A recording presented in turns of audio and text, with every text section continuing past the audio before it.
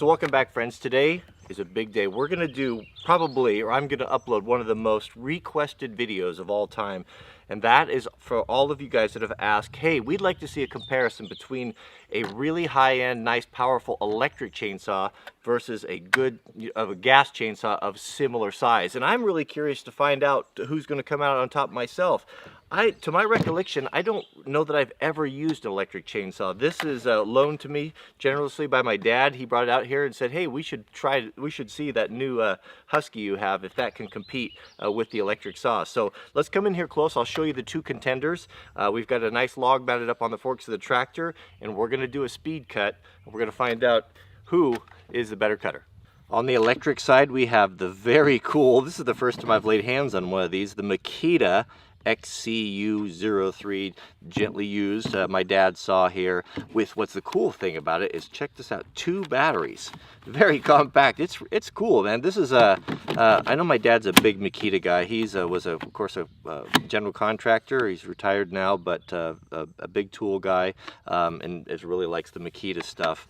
And this is really interesting. It's a longer, quite a bit longer than the Husky, but very similar in every way. It's more of a traditional style. It's got the back handle. We've got a power level indicator there, so both batteries are fully charged. We've got a sharp chain on there, traditional chain brake, but overall pretty cool. We've got bar oil, just like on all the other saws, with the exception of the gas. This is kind of cool here. This is the chain tensioning system, so toolless chain tensioning. Right there's the little wheel there, but very cool, very interesting little saw. Lightweight and I guess very quiet. So if you need to cut in the forest or around campgrounds, you don't want to disturb people, man, this would be a pretty good option. I know a lot of guys, even professional guys, that are swearing by these electric saws for just around the house stuff and as a truck saw. So let's take a look at the Husky gas saw contender. This is my latest saw. This is a top handle arborist saw. You can see the handle is on the top instead of on the back. This is a very popular saw for climbers, tree climbers, arborists. If you look at the shape of it, it's kind of shaped like a little pod. As you're lowering it and raising it through the trees and the branches, it's less likely to catch. It's got all your traditional features, a lot of nice stuff. It's got a loop on the back there, so you can attach it to a rope.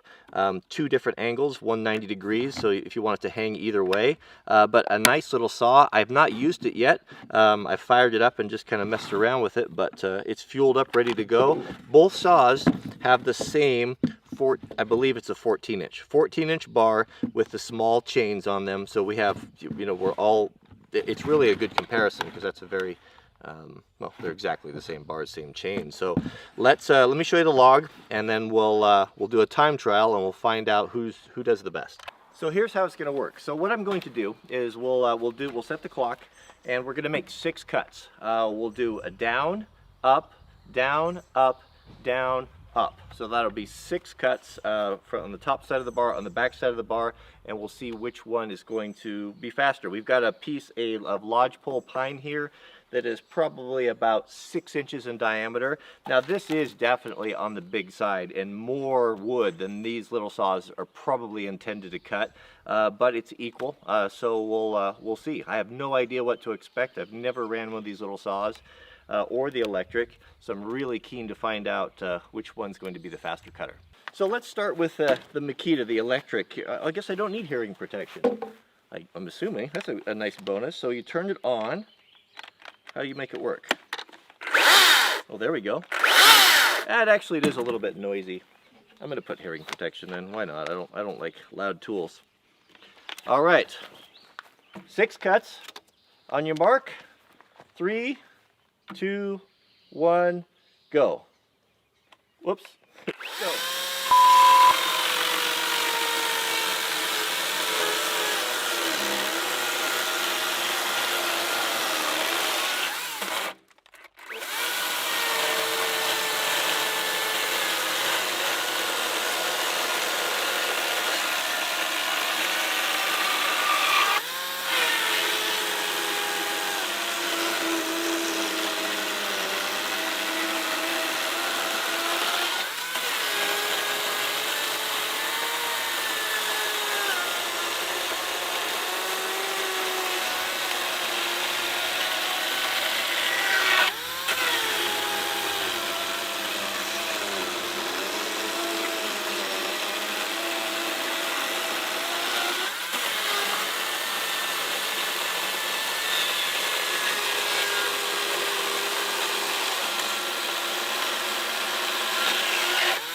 All right, there we go.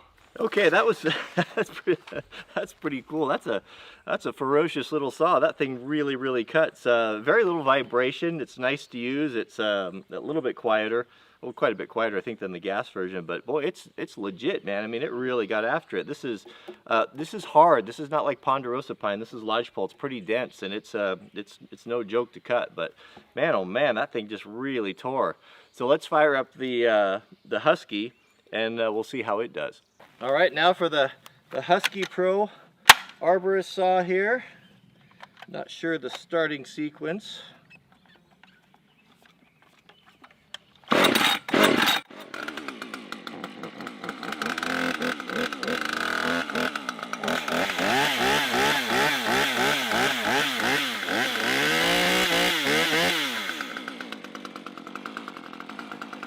so little. All right, on your mark. 6 cuts. Get set and go.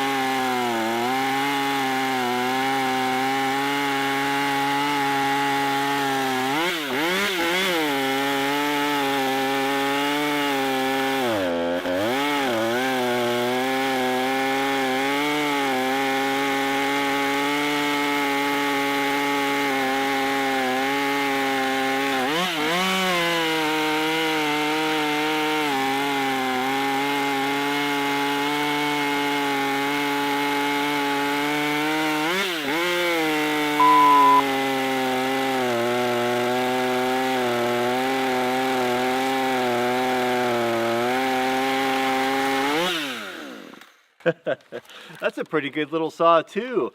So I don't know which one was faster, but my gut instinct or my gut feeling is it seems that the Makita was maybe a little bit faster with that 36 volt. That's quite a bit of power.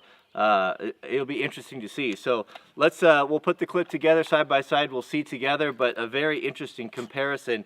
Now, I've asked the folks at DeWalt, you know, you guys, I've done some stuff with them in the past, if they would send one of their chainsaws out, and they said that they would. So I haven't seen it yet, but I'm really curious. It's their biggest, baddest one, and we'll do a comparison and see how that thing cuts. I think it's quite a bit more powerful than the Makita, and it looks even bigger in size. So I'll be really curious to find out. But that's kind of a fun comparison, and the electric chainsaws, I mean, they're pretty legit now.